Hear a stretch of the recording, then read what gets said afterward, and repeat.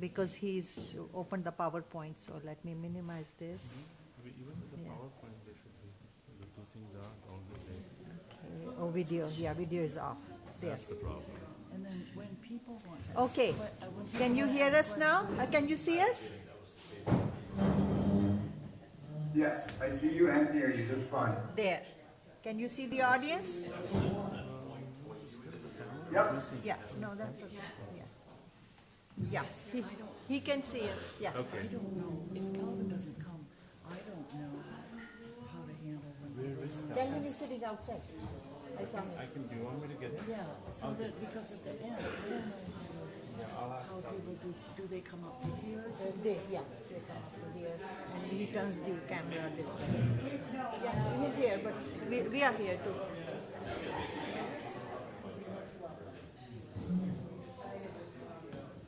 JD, I'll move the camera around so you can see everyone here. They are walking in. There. Can you see Andrew walking in? Yep. Yeah, okay. We're just checking everything is working.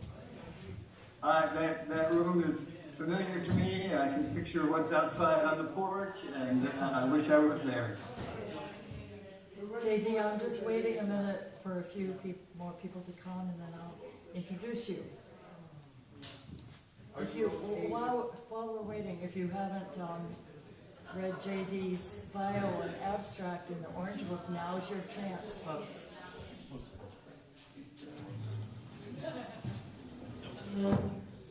Hey, Kevin. Hello. Are my slides in that direction from me or Yeah. that direction? This This one? Okay. You're right. You're right. I think This way. we're Yes. We're good. All right, so I'm going to just share a minute of a few things that might not be highlighted in JD's information in the Orange Book. First of all, he has an absolutely fabulous website.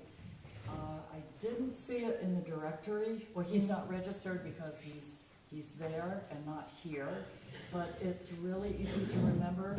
All lowercase, jdstillwater.earth. He has a magnificent amount of material, his videos. You can sign up to follow him to get his newsletter. So this is a plug. You'll see the significance of it more after his presentation is over. He truly is a science ambassador. And we know him well in IRAS for his role here.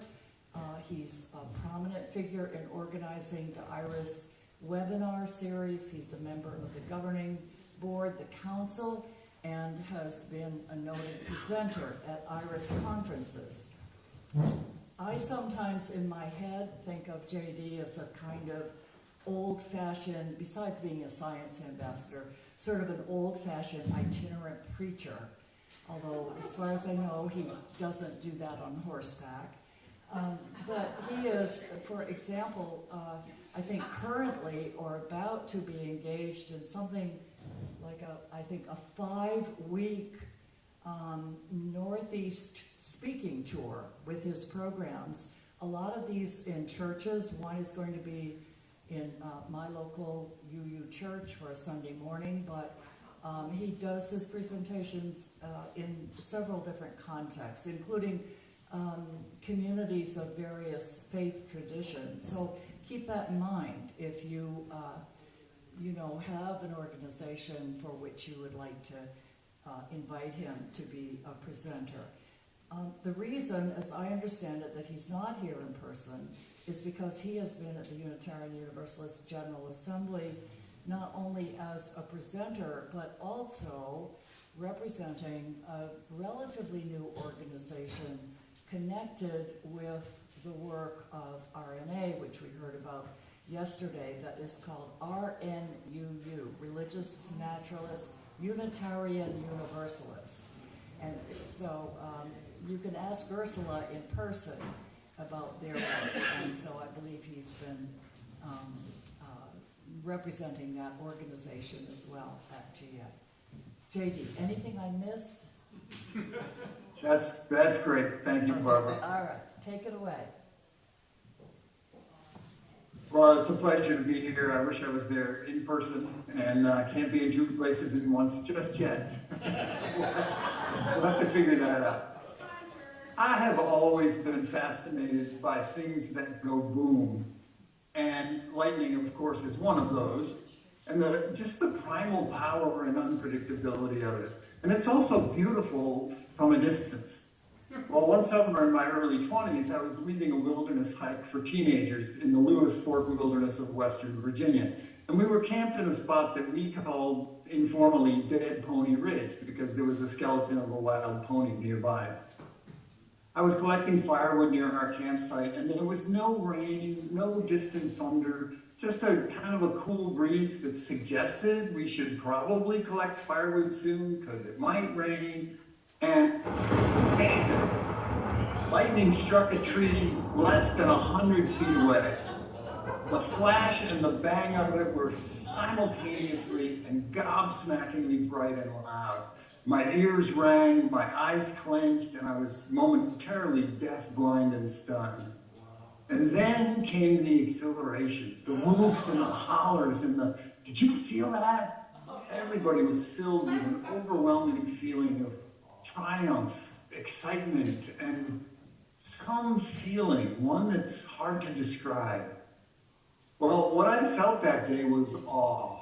Awe is an emotion, an experience, a feeling. And until recently, researchers who study emotions and feelings haven't known much about awe. And I don't know if it's because they ran out of other emotions to study or if no one thought to study awe before this. But really, just the last 25 years have seen a flurry of experimental studies of awe. And the results are, predictably, awesome. Researchers define awe, here it comes, as, quote, an emotional response to perceptually vast stimuli that overwhelm current mental structures, yet facilitate attempts at accommodation. What is that? Well, in other words, awe takes us outside our everyday lives and it challenges our conceptions of reality. And it leaves us in a state of wonder as we try to make sense of it, try to make sense of what happened. Awe happens when we perceive something vast. And vastness can be physical, like the Grand Canyon or distant galaxies, or it can be the overwhelming light and sound of a lightning strike. Vastness can be metaphorical or conceptual, as in an expansive idea with vast implications, like Einstein's theory of relativity, for example. There's another kind of vastness that we might not normally think of as vast. This woman has cancer, and to prepare for chemotherapy, she asked a barber to shave her head. And she's obviously pretty distraught. And to her credit, she really gets the gravity of what he's been asked to do for her. Watch what he does.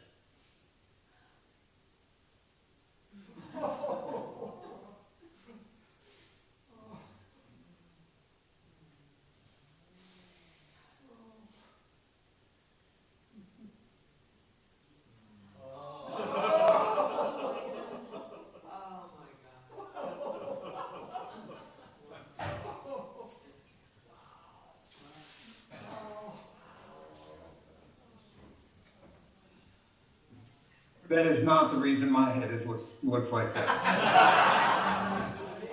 So vastness can be social, like seeing someone perform an act of great kindness with vast implications for how we think about our fellow humans.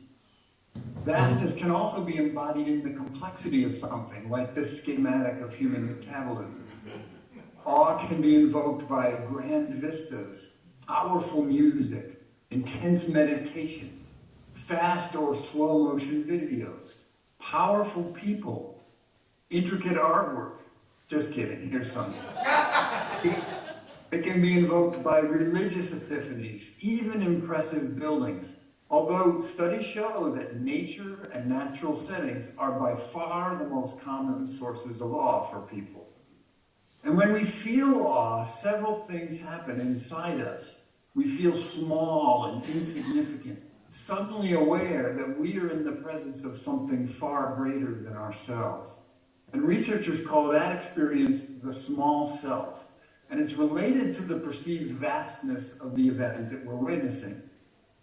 At the same time, two different parts of our brain change their activity, the parietal lobe and the central executive network. And relax, those terms will not be on the quiz. Just listen. The parietal lobe normally orients us and anchors us in our skins. It's aware of our body's edges and boundaries. During awe, the parietal lobe tamps down, dissolving the perceived boundaries between ourselves and our surroundings.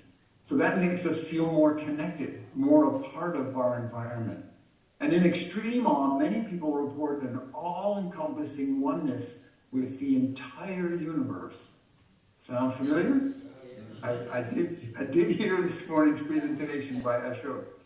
At the same time, the central executive network increases its activity, and this brain system is involved in what we pay attention to. So awe centers us in the moment, immersing us in the experience we're having. In other words, the ego takes a little bit of a break. We can't be self-conscious while we're experiencing awe. Does any of that sound like the spiritual core to you? Well, David Yaden and Johns Hopkins describe 6 core characteristics of awe experiences, and we've discussed the first 3 already. But to illustrate this one, I want to show you a short video of the turning earth. And for now, just watch.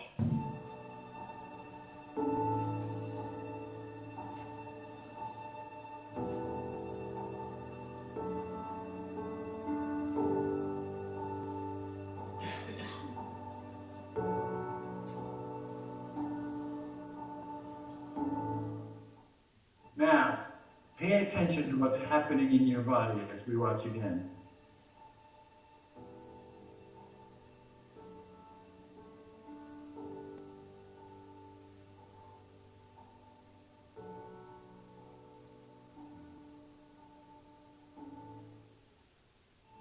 When we are in awe, our jaw drops and our mouth gapes, eyebrows raise, our eyes widen, our heart rate changes, our respiration changes. We may feel goosebumps or chills. And interestingly, any inflammation happening in the body decreases. So awe is the original anti-inflammatory medicine. Our nervous system shifts from fight or flight towards rest and digest. We feel happier, and our lives feel more meaningful. But because our ego, our self-consciousness, is kind of offline, we usually can't articulate those things in the moment. We just feel amazed. And related to this is the strange effect on our sense of time. During and after an awe experience, we are less impatient. We're more likely to feel that there's enough time, and we're more generous with our time. All right, so what's this need for accommodation down at the bottom of Yaden's list? Well, experiences that invoke awe in us challenge our worldview in some way. They violate our expectations. And when an experience challenges our previous ideas about how the world works or our place in it, especially if it challenges our place in the world, we feel kind of off kilter, and our brains try to fix it, to get back to something that feels more like settled certainty, something more familiar. And this striving, this need to get back to understanding, is what researchers mean by need for accommodation. And usually we accommodate by either rejecting the experience or revising our expectations, adjusting our mental constructs of the world and how it works. So this need for accommodation is where awe gets really interesting, especially for this conference, because it points squarely at a relationship between science and spirituality. As you know, most scientists shy away for career reasons. They shy away from using words like spirituality and religion in their work unless they are specifically studying some aspect of those. You won't find those words in a paper on neutron stars or genetics, right? But the study of awe inevitably brings us so close to spirituality as to make avoiding them nearly impossible. And the title of one really seminal study hints at this: Approaching Awe, a moral, spiritual, and aesthetic emotion. And authors Keltner and Haidt write, quote, awe is central to the experience of religion, politics, nature, and art. Fleeting and rare experiences of awe can change the course of a life in profound and permanent ways, end quote. And then David Gaten at UPenn adds this, awe is the every person's spiritual experience. Awe has always been central to the formation and maintenance of religions. Theologian Frederick Buechner said, quote, religions start with a lump in the throat or with the bush going up in flames, the rain of flowers, the dove coming out of the sky, end quote. Well, I certainly feel the lump of the throat every time I see that barber video. So awe taps into the deepest parts of us and our relationship with reality. And it changes us there in ways that feel religious or spiritual. Does any of that sound like the spiritual core to you? Well, there's a reason religious buildings are so vast and so beautiful. They are designed to invoke awe, to make us feel small, but also deeply connected with each other and with a higher power, a larger reality. And that need for accommodation, especially when the awe experience is hard to explain or mysterious in some way, it leads many people to assign supernatural causes to whatever invoked the awe. So religion and awe can kind of feed one another.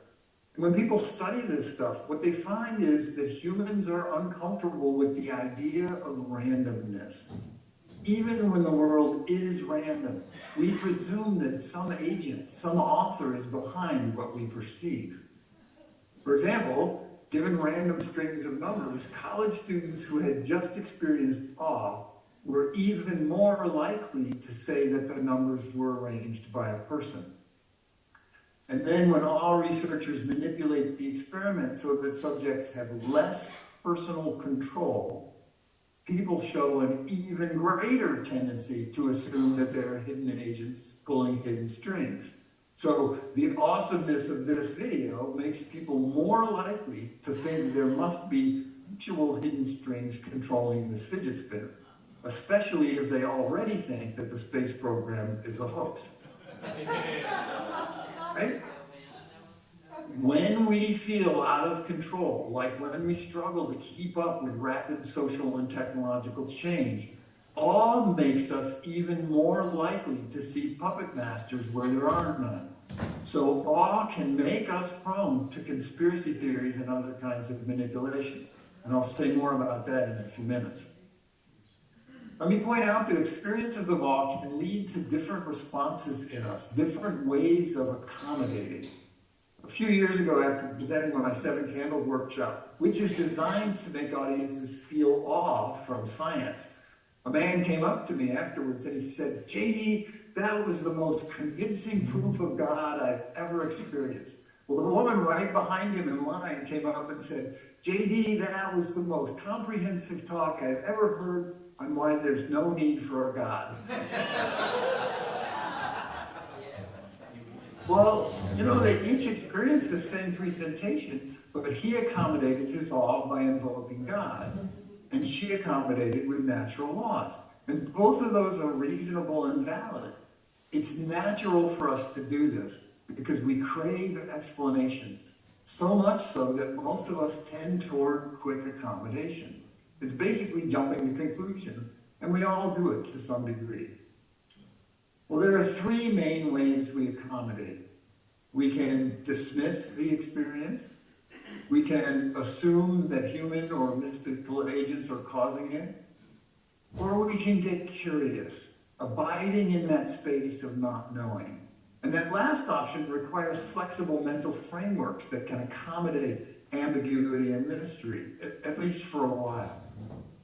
And these 3 options actually fall into 2 broad categories. Most people, most of us, are explainers.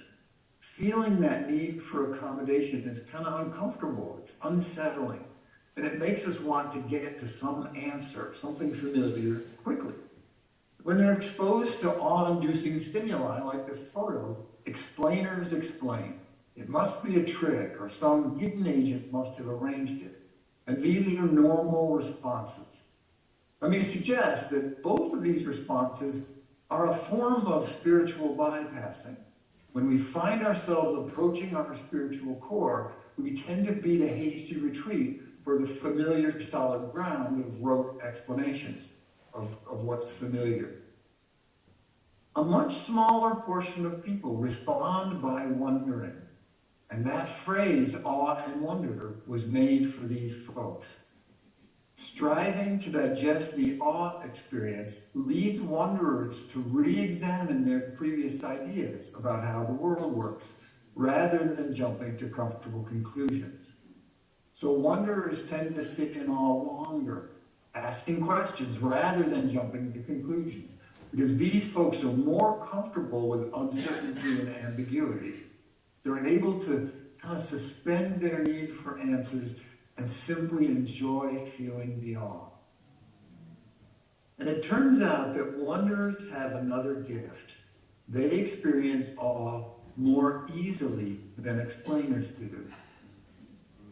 Wanderers are described in psychology literature as the dispositionally awe-prone. They are more likely than most people to feel awe in any given situation. These awe-prone people are also more likely to describe themselves as part of very large categories of identity, like humanity or earthling, rather than smaller categories like my neighborhood or my company. Awe-proneness even shows up in the brain, in the activity of the anterior cortex. Interestingly, awe-proneness closely correlates with a sense of well-being, a word we've heard a lot this week. What do we mean by a sense of well-being? Well, for starters, we could just look at those kids' faces, right?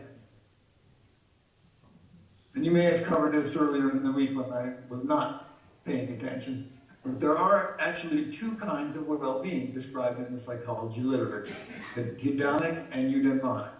And I know this may have been touched on earlier this week, but just a quick review here. The word hedonic comes from the same root as hedonism and refers to happiness, pleasure, satisfaction. Eudaimonia comes from the Greek words for good spirit and refers to feeling that your existence is personally meaningful. People with eudaimonic well-being express themselves freely. They enjoy their chosen activities intensely. They pursue excellence and try to achieve their fullest potential. And all of this because they have that deep sense of meaning and purpose in their lives. Everyone has both kinds of well-being, more or less, and both of them are good and healthy ways of being well and healthy. But awe-prone people, the wanderers, enjoy more eudaimonic well-being. This suggests that we may be able to boost our own eudaimonia just by seeking out and savoring experiences of awe. And for me personally, that means seeking awe in the natural world and in the science that describes it. Lightning storms are a really easy example.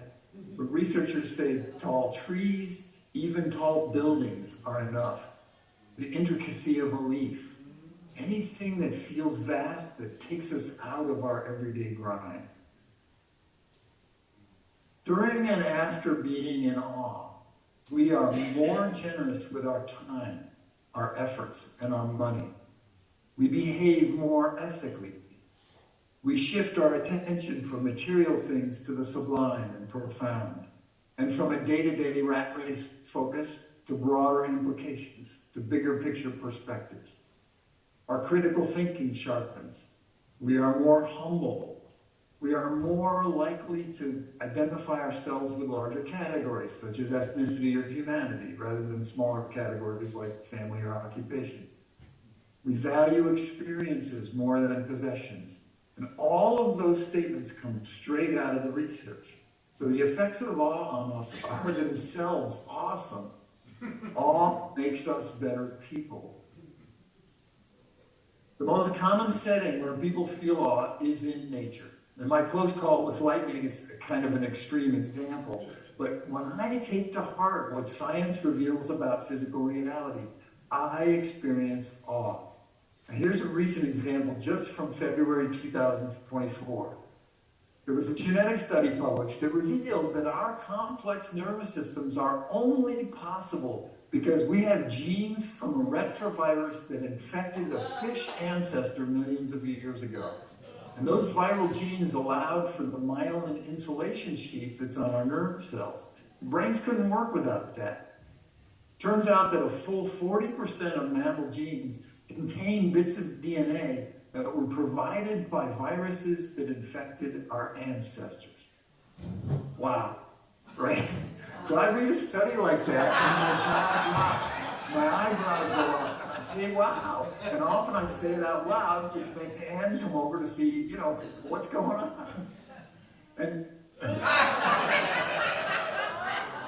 when this happens, all of the characteristics of awe are in play for me. Because studies like that, new revelations about nature, they open up vast new areas of understanding about myself, my ancestry, and they violate my expectations about illness and suffering and the mysterious ways of the world. It's tempting to conclude that science is awesome, but it's nature that's awesome. Science reveals nature's awesomeness in ever vaster, more awe-inspiring detail. Nature and the science that reveals it keep providing me with new opportunities to feel awe and hopefully to become a better person as a result. You know, just in the last couple of years, we've learned there are plants that can count and remember and listen even without ears. We know that slime molds can remember things long after they learn them, even after spending an entire year in a freezer.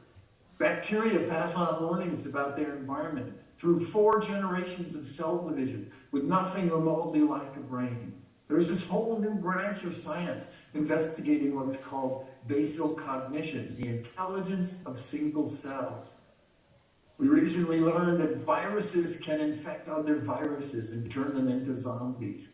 There's a rapidly expanding catalog of previously unknown RNA molecules with important functions other than making proteins, molecules that are upending their understanding of genetics.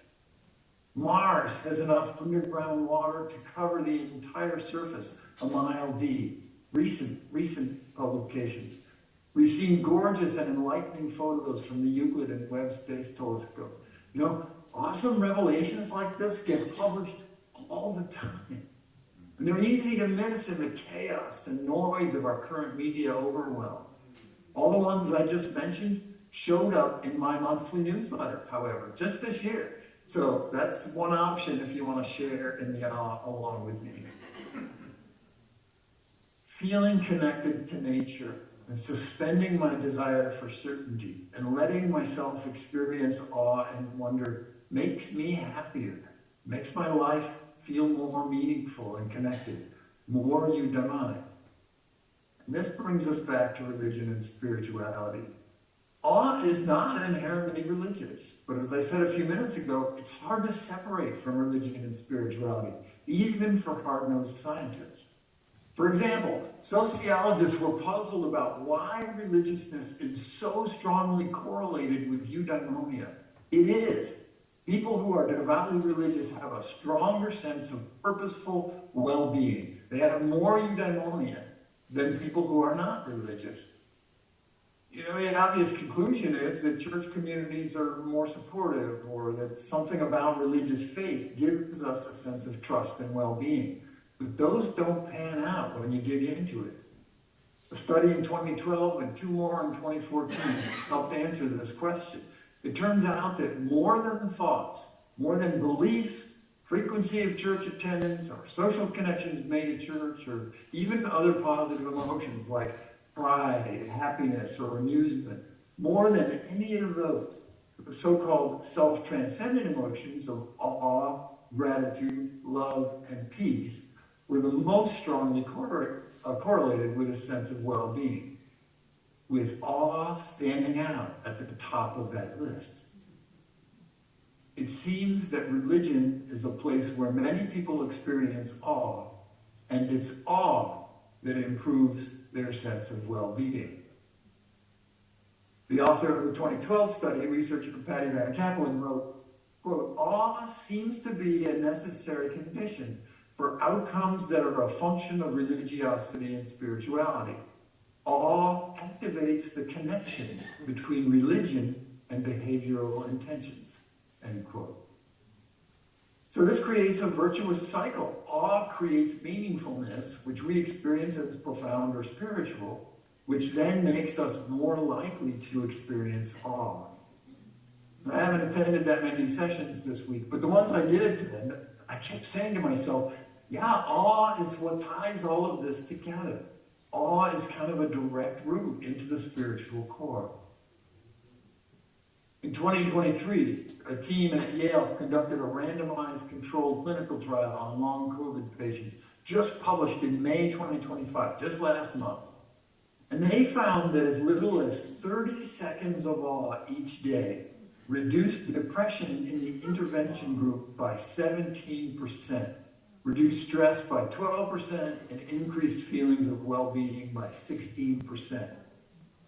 And the intervention was just asking patients to take a few seconds 3 times a day for awe, following this very simple mnemonic. Give your full attention to something like the veins on a leaf or the scale of the universe. Wait. Take a pause for this attention giving. Exhale and expand whatever you're feeling. That's it. And that little intervention had these stunning outcomes in the intervention group. So awe is powerful medicine, mentally, emotionally, and spiritually. You may remember me saying earlier that we can't really be self-conscious when we're feeling awe. But the opposite is true too. We can't experience awe if we're self-conscious or distracted. My most powerful awe experience was seeing the total eclipse of the sun in August of 2017. And I was really psyched to experience that again in April 2024 and to try and capture it somehow with photography. And as it happened, I was distracted with my equipment just as totality came along. And the experience was diminished for me. So we have to be open to awe if we want the benefits of awe. By analogy, if you throw a rock into churning whitewater, you're not going to see the ripples it makes. Even something much smaller than a rock, when thrown into a still pond, the ripples are just obvious. So awe experiences are a little like the rock. If the mind is still and open, we can take it in more fully. One of Anne's most memorable experiences happened while we were hiking. The rainforest trail we were on crossed a small stream, and something drew us to leave the trail and just walk upstream. And sometimes Anne can be a bit talkative, and so at some point I suggested that we just explore in silence. And we soon found ourselves in a dark, misty grotto fed by a waterfall, kind of like this one. This is not the exact one on the screen, but it has the same feeling. And we swam together in a heavenly pool in the most beautiful and alive place we'd ever been. Anne still describes it as a powerful spiritual awakening. And she says she was only able to experience the awe of that place because not talking allowed her mind to be still and open. If there are any veterans, especially combat veterans here today, I need to offer a quick heads up for everybody because this next part includes the sights and sounds of explosions that may be startling. So please take care of yourself. I won't be offended if you just need to leave the room. My 11th grade chemistry teacher required a term project each semester. My proposal: building a detailed plan for demolishing the school building using engineered explosives. My project would include how to make the explosives from scratch.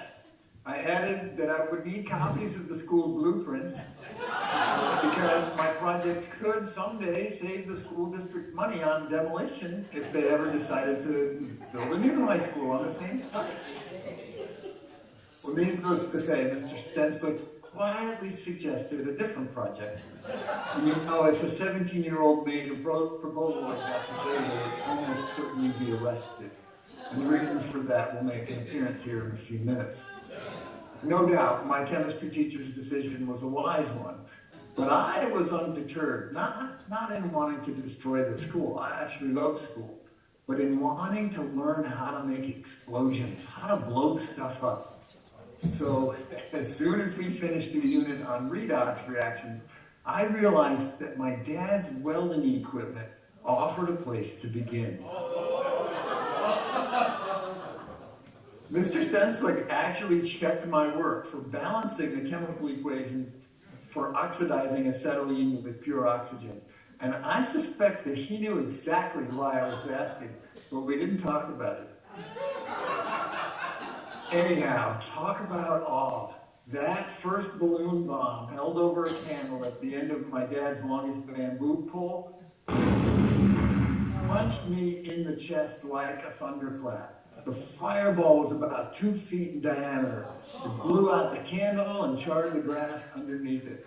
And my first words after the stunned silence were, wow, again, bigger. Now, when a 17-year-old boy needs a balloon that's bigger than a regular balloon, I still make condom bombs once in a while, and I still feel awe every time.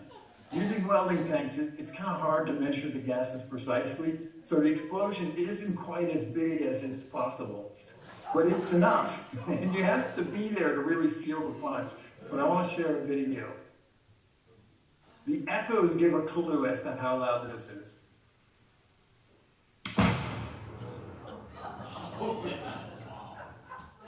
You see those concrete blocks on the left? Well, there's the camera solidly strapped to those.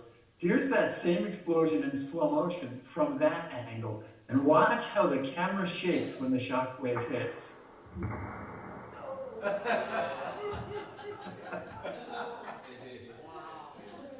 So, I'm 17 and entranced with the awesome power of chemistry, and I still wanted more, bigger, brighter.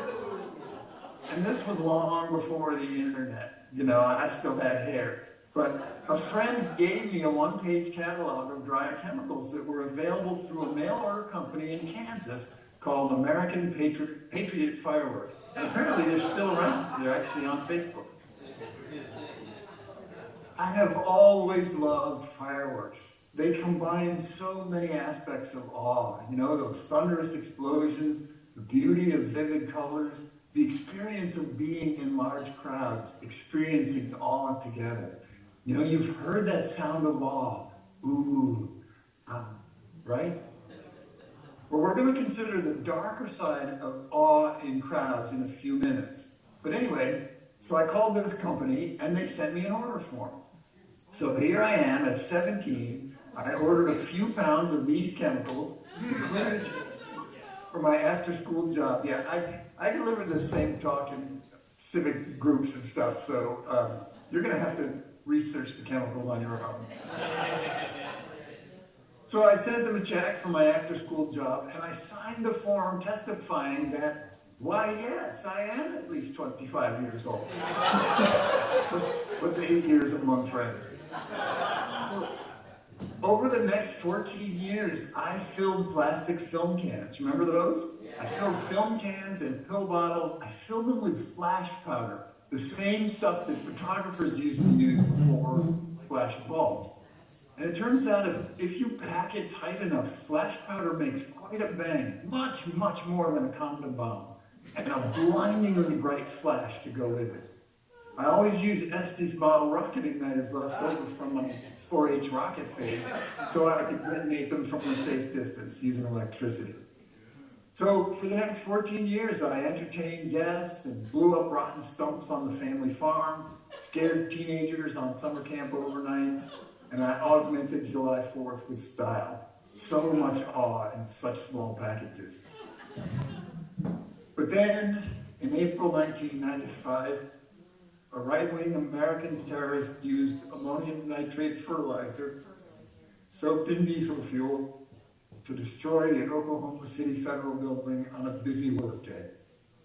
He killed 168 people, 19 of them children. That day, the fun went out of explosions for me. I never wanted to be associated with that kind of explosion. And as you may know, the FBI started keeping a much closer eye on fertilizer, let alone firework-grade chemicals. So I used up all my remaining chemicals in one final gloriously big bang. It was still awesome, but my heart wasn't in it, not like before. Awe is not always awesome. The military strategy used in the U.S. invasion of Iraq, you may remember, in 2003, they called it shock and awe. Well, military strategists actually prefer the term rapid dominance. And a similar approach had informed the use of nuclear weapons in Hiroshima and Nagasaki in 1945. The idea is that you use overwhelming power to paralyze the enemy with, well, shock and awe. But is this awe or something else? Here's a short clip of the accidental explosion of a storage warehouse in Beirut, Lebanon in 2020 from pretty far away.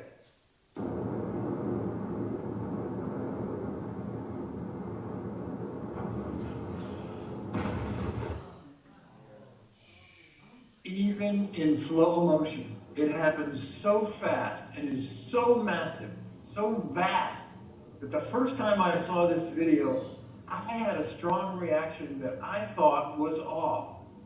But there was no wonder. No wonder came with it. Just a sinking, kind of awful feeling, just to know that such destructiveness could even exist. Wow. Notice that it's a distressed kind of wow. It's not about glory and wonder, but something else, something horrible.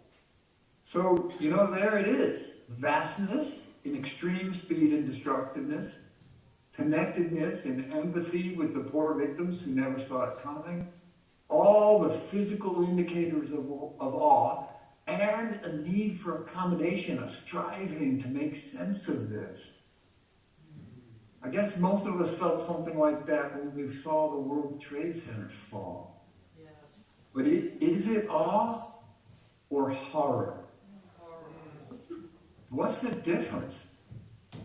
Well, researchers Pamela Taylor and Yukiko Ochida dug into this question in a 2019 study, and they concluded that awe and horror are both responses to vastness with a need for accommodation, but with opposite effects on how we do the accommodating.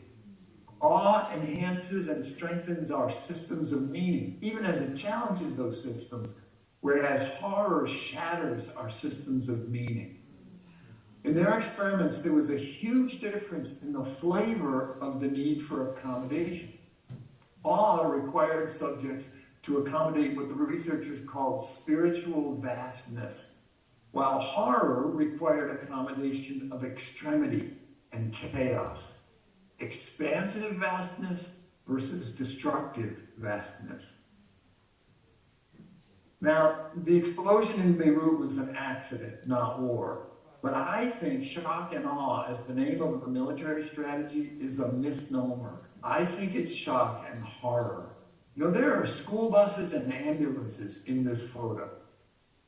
There's nothing awesome about death and destruction. It's horror. So rapid dominance is probably an effective warfighting strategy, but it's not awe. There's another dark side to awe, even when it is indeed awe that we are feeling. It's all we feel when we belt out our favorite song at a concert or chant for our city's team at the Super Bowl or the NBA Finals. Or when we chant slogans at political rallies like USA, USA, which happened at both parties' conventions last year. Doing anything emotionally powerful with a lot of others makes us feel the vastness of our combined power and feel strongly connected with those around us. It connects us emotionally with a tribe, which is probably why awe evolved in the first place. Awe cements the bonds among our people so that we can go into battle together, whether that's battle against other tribes or against the elements. Researchers have demonstrated that awe played a role in the Rwandan genocide and in the South African struggle against apartheid. As awe dissolves our ego and we merge into a tribal group consciousness, we become vulnerable to manipulation for good or ill. And as you know, there are plenty of people out there who would love to manipulate us, right? Facing global crises that require global cooperation, tribalism is just about the last thing we need. So be wary of this, whatever tribe you might find yourself in, especially if there's slogan chanting. Earlier I mentioned that awe, when it's combined with feeling out of control, makes us prone to conspiracy theories. Well, many of us are feeling out of control lately, so watch for this. Awe can be used to manipulate us. Awe can also be used to manipulate people for good, like in science education. When I started teaching high school science, I soon discovered that every class period contains at least one kid who wants to blow stuff up. Raise your hand if you had a great science teacher at some point in your education. Yeah, right? Lots of us. I'm going to guess that they were great partly because they did amazing demonstrations, right? Awe increases students' openness to learning as they try to make sense of events that simply don't fit their previous understandings. For example, watching a bowling ball and a feather fall at the same rate in a vacuum chamber, it's startling, and it reliably elicits responses like, wow, and what the, right? It invites students of all ages to reconsider how they understand weight and density, gravity, motion, and air, right? Well, science teachers call demonstrations like this discrepant events because they highlight a discrepancy between students' mental models about how the world works and how the world really works. Discrepant events use the power of awe, especially that need for accommodation part, to keep students engaged in the wonder while also highlighting the concept we want them to learn. Discrepant events are always a hit in science museums, and of course some YouTubers are making a living by recording them and explaining them. Well, homemade explosions in school are the ultimate discrepant event. And like me, some kids are going to make them anyway. So I figured I might as well make sure they do it safely and learn some chemistry along the way. Here's that same oxyacetylene explosion as the condom bombs, but done in a milk jug, carefully measured. And I always made students do it from scratch.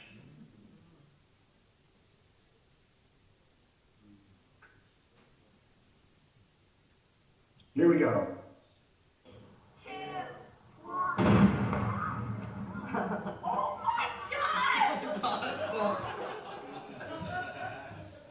I'm telling you. Another option is in line with teaching about states of matter. So carbon dioxide in the form of dry ice goes directly from solid to gas at room temperature. In a soda bottle with some water, it quickly reaches the failure pressure of plastic soda bottles. You just have to add dry ice and screw on the cap. And it's essential that you watch from a safe distance. Here's what I mean.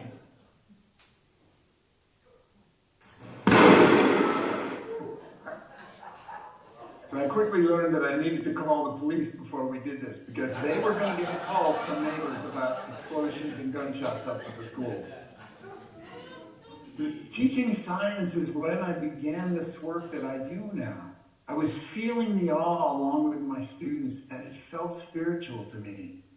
It still does. That day on Dead Pony Ridge, while we were all still bubbling with the thrill of the strike, the whole group went to look for the tree that got struck. It was a tall pine, and there was a strip of bark missing, stripped off in a spiral from the top of the tree to the base. Tattered remnants of bark littered the ground and hung from nearby branches like some kind of a shrapnel. And we were pretty sure this was going to kill the tree, and the sight of it is burned into my memory. Awe is a powerful emotion, intimately interwoven with spirituality and religion. Awe makes us feel small but deeply connected. It elevates our scales of identity, makes us more generous, and increases our sense that the world is meaningful.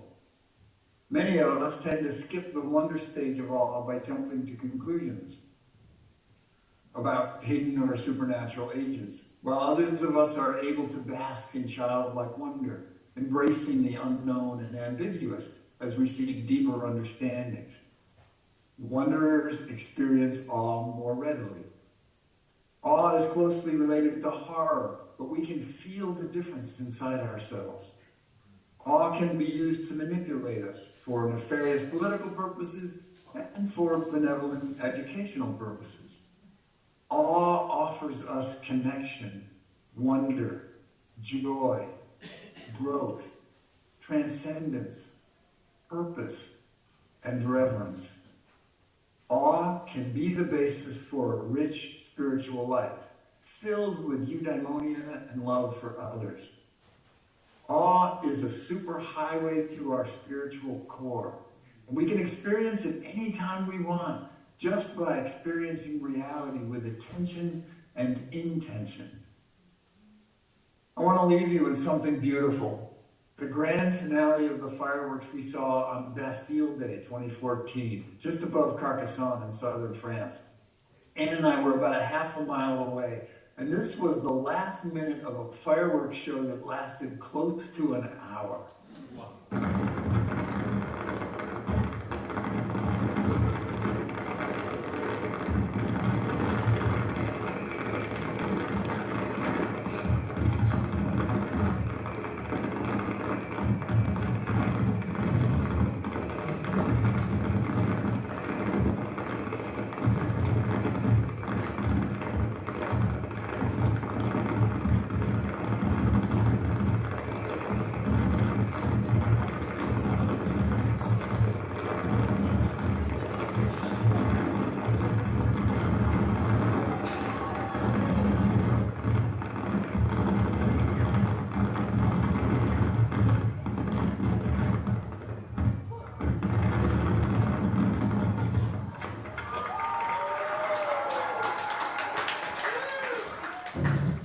May our lives be filled with all the colors, bursting and sparkling the light of learning and awe into our world.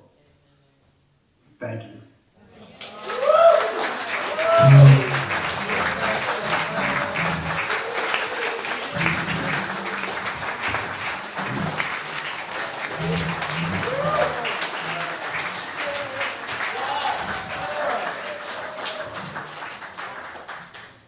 JD, thank you. And we have a little less than 10 minutes for questions and comments and responses.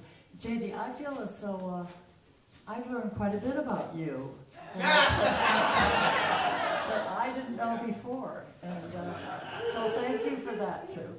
And I just want to say that if you go to JD's website, you'll see that this presentation is one of many. There are many different themes which he explores with the same kind of information, inspiration, and I'm assuming personal sharing, so thank you.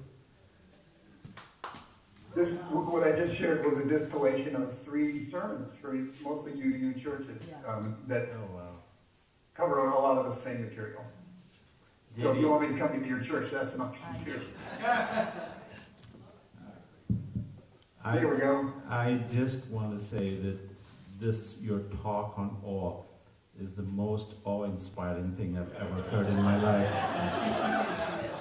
I'm so glad. Michael. Hi, JD. Thanks for your talk. Fortunately, both your and my experiments with explosions were before the era of Homeland Security.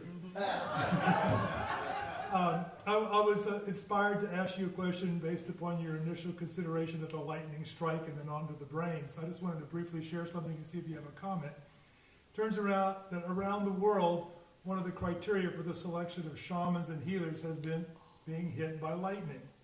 And there's a social psychology literature on personality change after lightning strikes, which tends to make people very altruistic and spiritual, including turning sociopaths into altruistic liberals. Any comments on the effects of lightning on our spirituality? Well, thankfully, I have never been struck by lightning myself, and you know, if I really, really, really wanted to be a shaman, I probably still would not go and try to get struck. Survival is a prerequisite to being a shaman too. Richard. But no, I haven't explored that literature, but I'm not surprised. What you're saying is unsurprising. JD, Richard Dubé. I'm not going to take the time to share this experience, but at some point you and I need to talk about the experiment I did with liquid nitrogen that went wrong. It was awful. Hey JD, it's a wonderful to see you again, and from one science teacher to another, or former science teacher. I love the times when we did science as magic, where especially the one where you had the full glass of water with a paper towel. When you put the paper towel in the glass and put it upside down in the water, it comes out, it's perfectly dry. It's a wonderful, see? Oh, it's a wonderful thing. Rachel. Hi, I'm new to IRAS this year. You mentioned how sometimes people react to awe with like kind of a dismissal, like, oh, isn't God amazing? I'm curious if there's a way to like, have you heard of any way to sort of like change that reaction to be like more curious about the natural world instead of just sort of like shutting down? In other people, no. And I honestly, I would not try.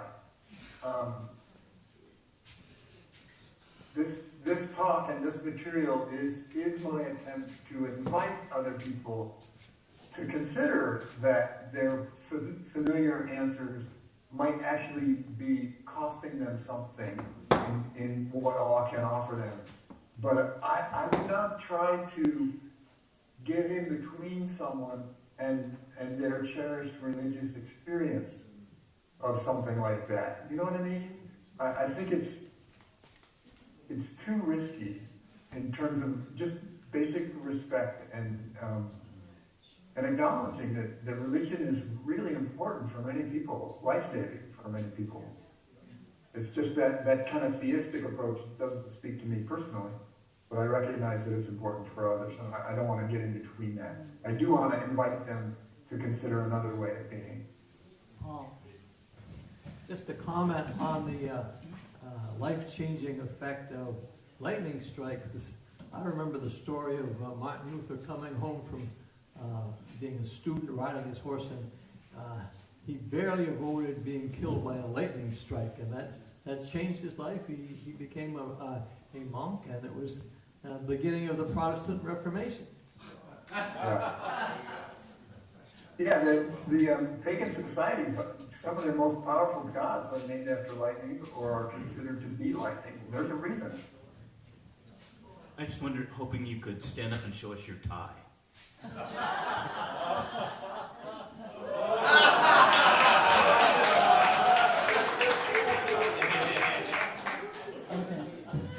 I debated whether it was even appropriate because you all are on Star Island and no one has worn a tie this week.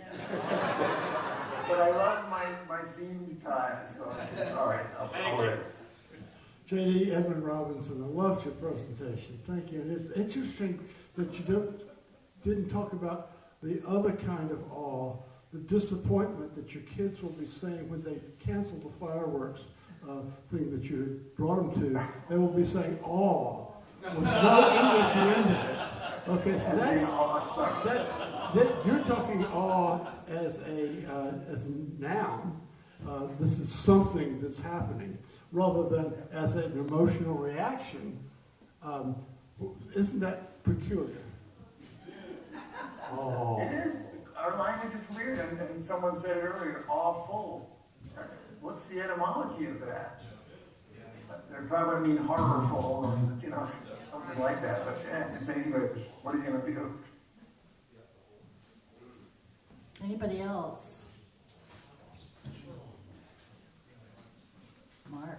I think it's time for lunch or something, isn't it? Almost. Hi, JD. Here, I can stay. Yeah. Good to see you again, JD. I just want Yeah, you too. Mark Cooperage. I was just really interested in when you showed the aspects of the explosion of the building in Beirut and how that, and then you teased out the information about like how people react to that in terms of something, awe being a wonderful thing or that explosion being a bad thing. I saw that as kind of a really nice argument for what I think is like a religious naturalist thing where you don't, it's not really necessary to have a spiritual or a theist concept of good or bad, that it kind of came up through just by being human. I thought that was very interesting. Yeah, I use spiritual, that word spiritual, the way Carl Sagan does, and I think many of you this week use it that same way. It does not imply any theistic beliefs. Spirituality is something that everyone has, and it has to do with how we orient ourselves in the world. So I hope when the awe researchers are talking about spiritual and spirituality, they are not talking about theism, I don't think. At least that's been my impression from the ones I have sat in this week. William James, I don't think was talking about theism when he used the word spiritual. Gretchen. That was 100 plus years ago. JD, hi. I'm Gretchen. I am a UU minister, and this is the first time I have ever had anybody connect the dots about how I am in the world, how I move through the world, how I experience the sacred all around me every day, and why I am religious. Thank you. You are welcome. I live in awe. Are you currently serving a I church? have just retired from serving a church in southeastern Mass, near the border of Rhode Island. So I look forward. I understand now you're coming to Chatham and talking in July. Yes. I plan to be there, my friend. Look forward to meeting you in person. Thank you. Take care. You're welcome. JD, it is lunchtime. Yeah. So thank you. You seem very present with us, and certainly have been in the past, and we hope to have you here in the body next year. That would be awesome. Thank you.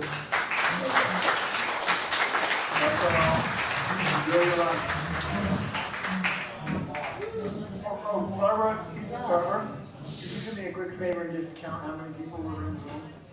My son accident, so How do I count?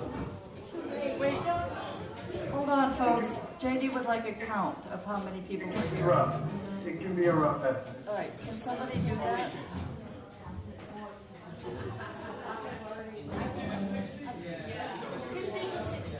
50 to 60. Okay, thank you. That's very helpful. All right. See ya. See you all. Yes. How do I get it? I will take care of it. You can hang that up.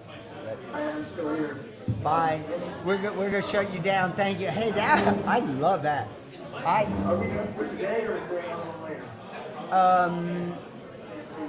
I think I'll have to look. I have to look at my schedule. Hey, I was in a boat in a storm and lightning bolt hit the water.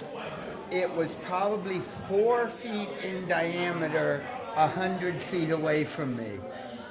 I thought, am I going to make it through the night? So, I didn't realize. The bolt?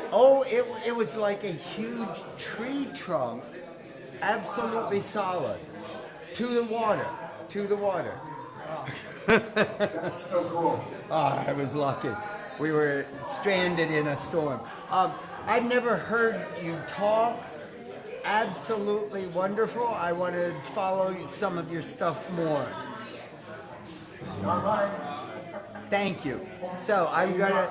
Well, I've been saying for a while, I love speaking at colleges and universities. So if you see a way to connect that, bring me.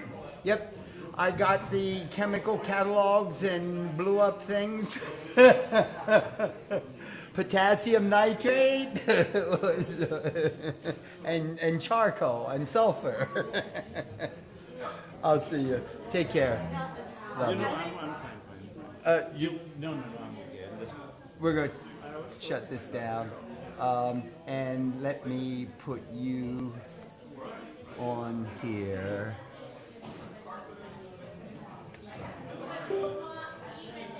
What, is that it? That's it. I'm just going to pull you over there, and there you are. So Okay, you'll let's just come. make sure that it runs. Let's make it run. We can start there. Oops, we have to get this open, and then we have to start here. Oops. Oh. Okay. What did I do? I did something. Here, you generally have, I just simply double click. Enable content. You want to try slideshow? Want to try slideshow? It won't let me do anything. Yeah, because I think You have to press on it that won't button. wait. It won't let me enable content. We won't let you do that It either. won't let me escape. Can Press I? enter. Wait, can I? No, nothing is happening. It's like it's frozen. Now press enable contents again. Yeah.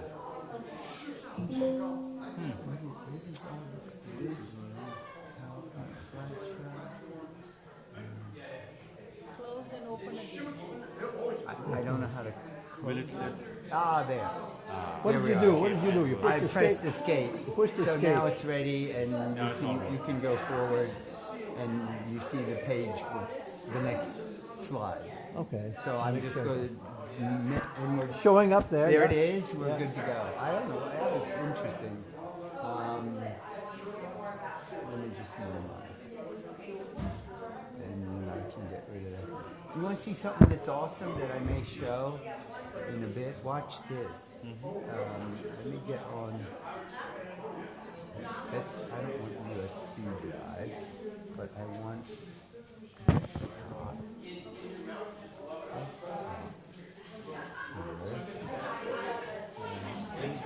Open this. No. How come this won't open the desktop? That's not our desktop. That's very interesting. Can there be more than one desktop? Is it saved somewhere? File Explorer, Click on that. desktop. I did, but it didn't open desktop. It opens all these things. Let me see if it will happen. Put in the Hold on. quick search if you know what it is. No, but A rainbow. I saw one day. oh, you told me about I this. told you. Yes. Did I show you the pictures? I I just one follow picture. it down the road. It's over my development. It's over my house. It does not move. We go in to I say, let's go look. And the sky starts to look like this at my house, and you see sort of purplish, bluish colors. This is just a panorama. And over about a 15-minute period,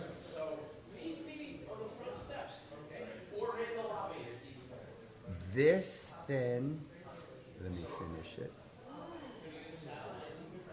morphs into that. So we see the yellow. So it goes from the blue to the yellow to, do we have the next one? Was it sunset time? sort of. And then I think, do I have the last? I don't think I have the last one. Oh, there. That's the video. That's the first one. Oh, I'll have to. It then breaks into red. The entire, everything was yellow. Then everything was, we were in the end of the rainbow. Huh. We were in the end of a rainbow. Calvin, do you know the physics of this? But we were. I don't believe this. But the entire sky around us showed the colors. When I drove into our exit to our development, the rainbow was still there until I got like 50 feet toward it, and then it was like, something's weird. But when we got to the house, we were in the end of a rainbow. That's beyond awe. That's magic. But it was. There wasn't a pot of gold. Where was the pot of There gold? was no pot.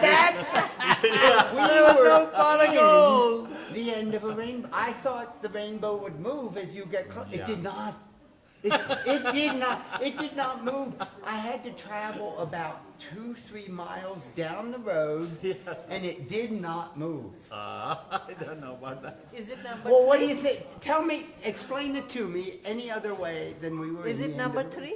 RB3?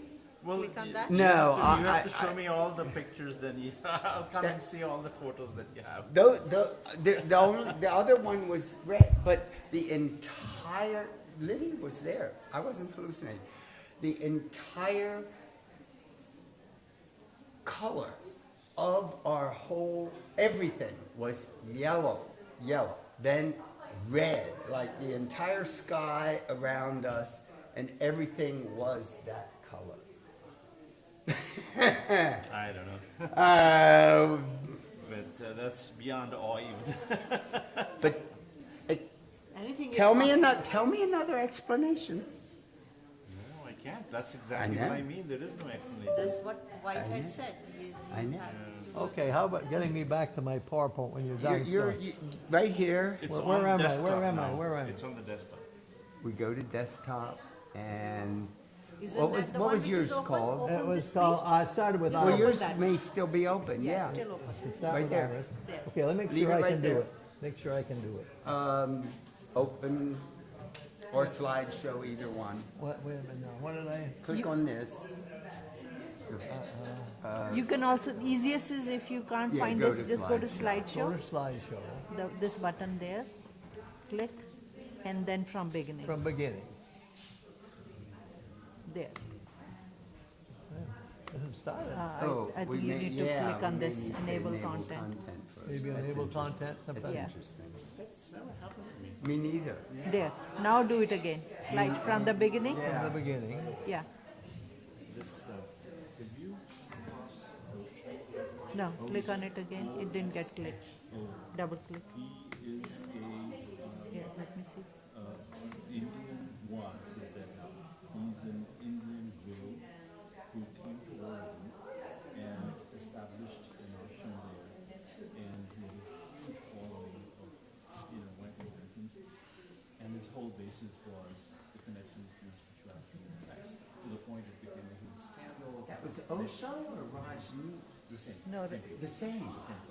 That's just his two names. Osho Huh. and Rajneesh. Usually what I do is let me Yeah, just there remind, another approach. Yeah. is Yeah, this one. There was click on that, that will Yeah. make it Yes. full, should make it full scale, but it doesn't seem to wanna, it's not responding.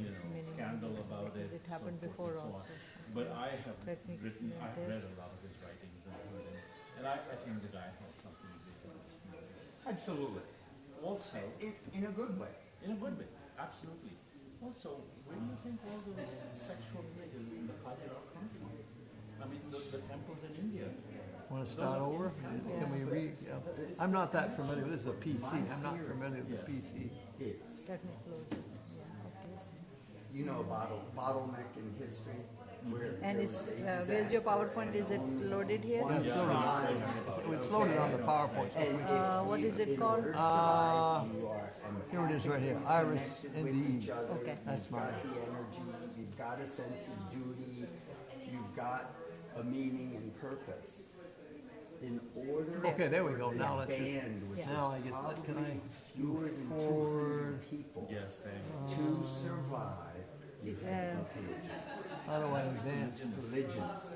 There was no one, Like you this. had to Will that do it? produce Yeah, 20 just Oh, just the space bar or does it? 30 children Can I go back every if I year. need to? Yeah, Let you me- can use the Almost a backspace. third Yeah, of it Okay, comes use back. the backspace. Okay. in order There, to survive. this is the big one. So just put this. That means you can't Yeah. couple Okay, usually, and wait to have kids. So And if you want to go the back, women just go to back. okay. pregnant Okay, as and this often goes as they could. Yeah, you can go to the first You one. could not have. Okay, well, Let's we'll, go- we'll yeah, shut it that's the down. first one. I guess with Yeah. Prover And lunchtime, we need to Yeah, shut it down and just, maybe that will go to sleep. Connection. yeah.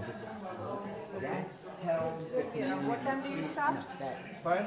What time are you starting? 1:30. Yeah, So we are around. we need to have lunch. In their spiritual development. So they're like this in the brain.